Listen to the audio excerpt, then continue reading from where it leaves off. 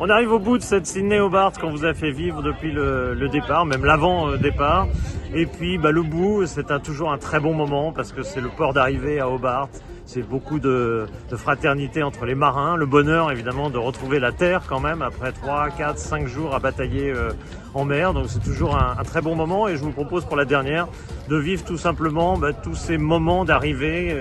Vous allez voir des arrivées de nuit, vous allez voir la fraternité entre les différents équipages. Vous allez voir, tiens, on va commencer par une image du vainqueur quand même, puisque c'est Alive finalement qui est le grand vainqueur de cette Sydney Hobart en temps compensé, et notamment Adrienne Cahalan. Elle a 71 ans, c'est sa 31e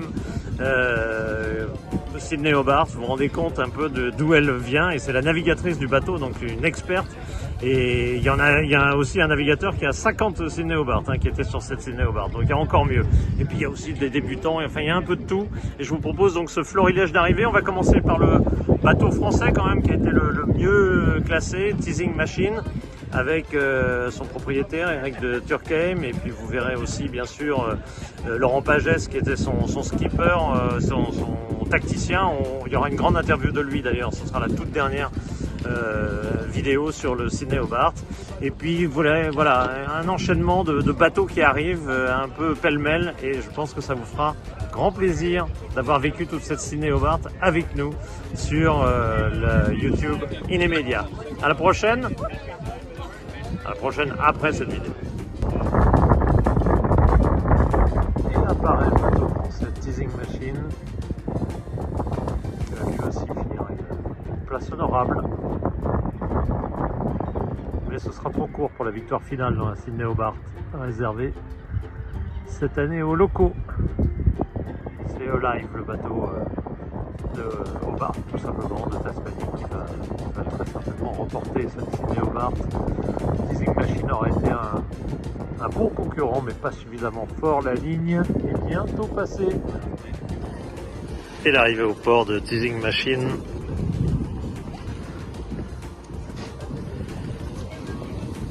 Comme son nom l'indique, est un bateau français. Eh oui.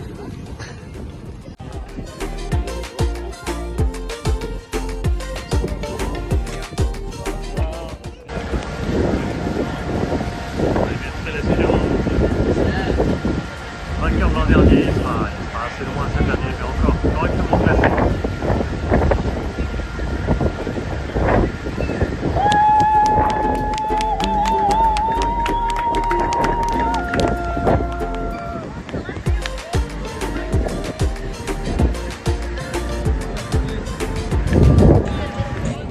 Des arrivées qui se précipitent. Caro, vainqueur de la Fastnet cette année, qui n'aura pas pu faire le doublé, Smuggler derrière. Et puis celui qui vient d'arriver à l'instant, Celestial. Voilà les bateaux qui sont à disposition, tout le monde peut approcher, c'est hyper convivial. Tout le monde applaudit les bateaux lorsqu'ils arrivent, parce que tout le monde sait ce que c'est, évidemment, tout le monde sait ici à Hobart ce que c'est que la Sydney Hobart. C'est une ambiance vraiment très simple, très conviviale. Et puis des bateaux qui seront bien classés, mais pas en première place, on verra plus tard.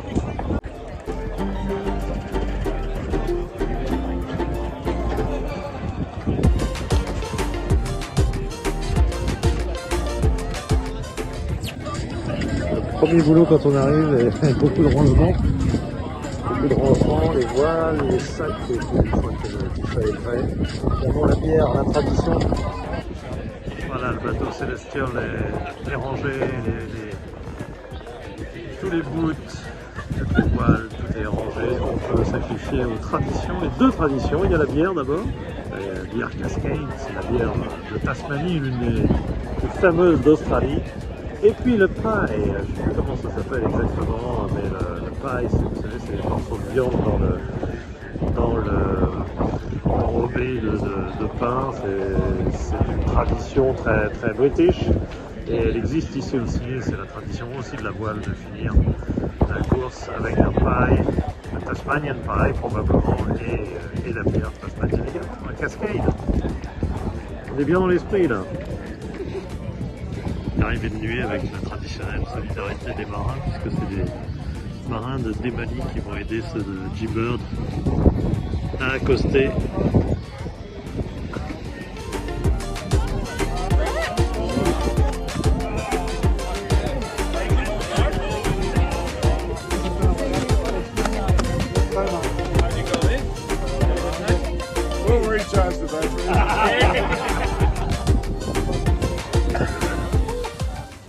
C'est encore plus sympa la nuit, avec deux bateaux qui arrivent en même temps et les deux équipages qui se mélangent.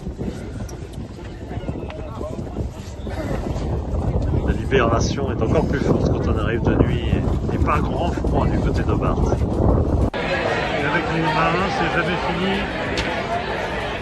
Quand la course est terminée, c'est le pub qui attend évidemment les marins de la Sydney Hobart.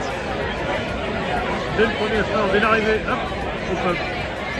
Alors on est monté au sommet du mont Wellington pour avoir une vue de haut, pour voir les bateaux arriver. C'est un peu compromis. À vrai dire, il neige. Il neige alors qu'on est au tout début de l'été pour l'Australie, pour la Tasmanie. Et ben il neige. Là ce qui arrive, et on est pourtant qu'à 1271 mètres, le sommet du mont Wellington. Finalement ça s'est légèrement éclairci, mais on voit pas de bateau malgré tout. On voit la ligne d'arrivée, c'est déjà ça.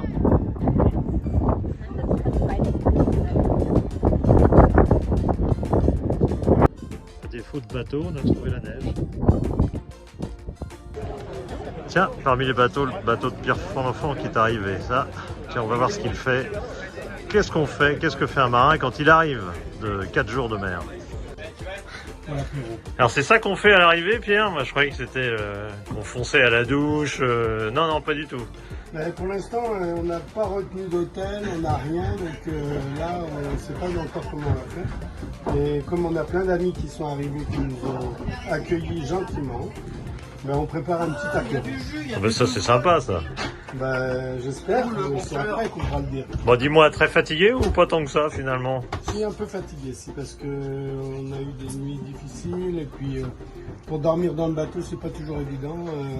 Donc dormir à l'avant, là, ça secoue auprès, donc c'est pas toujours facile. Et puis, bah, il y a jamais qu'au bout du compte, 3 couchettes pour 8.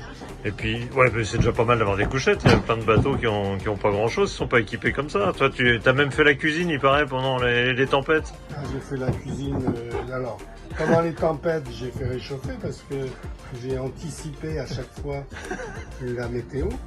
Et j'ai pu faire des pâtes, j'ai pu faire du filet mignon, j'ai pu faire un petit gratin de courgettes. Qu'est-ce que j'ai pu faire Oui, puis là, je vois que tu te défends, là, c'est pas mal organisé tout ça. Des pâtes au saumon, il y avait aussi des pâtes au fromage. Donc, tu vas finir par me dire que Sydney Hobart, finalement, c'était cool, c'était facile. Non, on peut pas dire ça. On peut pas dire ça, non? On peut pas dire ça parce que quand on a ou pas de vent ou 35 mètres de vent auprès qui dans la tronche, c'est pas une partie de plaisir toujours. Ouais, ça mais aide. bon, on a gardé le moral et puis ça le fait. T'as aimé cette Sydney Hobart? Oh bah oui, c'est un truc à part? Une course mythique, alors, t'aimes forcément. Merci Pierre, on rappelle ton âge? C'est peut-être pas la bonne idée ça, mais bah, je suis de 51, les gens pourront calculer. C'est beau hein, de faire ça à cet âge-là quand même. Bah, il y en a plein à mon avis qui sont encore plus vieux que moi. Merci Pierre. C'est le temps des réparations au port et du séchage le jour. On se rappelle du finish incroyable. Comme des tortues, à 2 à l'heure, avec un écart très faible et une bataille tactique. Là, ça arrive tout droit, pleine balle. Mais pour des concurrents très attardés, les meilleurs sont arrivés il y a 2 jours. Et ce pour la victoire en net avec handicap. Là, on est beaucoup plus loin au classement. Mais finir la Sydney Hobart, c'est toujours un événement.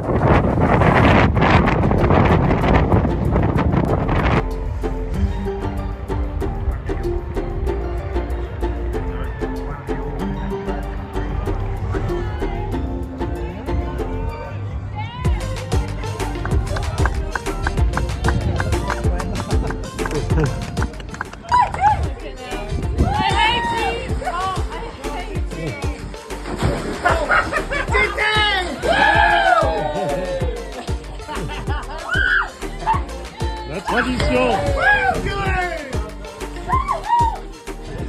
Et bien cette fois c'est la fin, la Sydney Hobart 2023 va s'achever. Il y a encore des bateaux bien sûr en mer, toujours quelques retardataires, mais globalement à peu près tout le monde est arrivé et on a évidemment le verdict des différentes compétitions.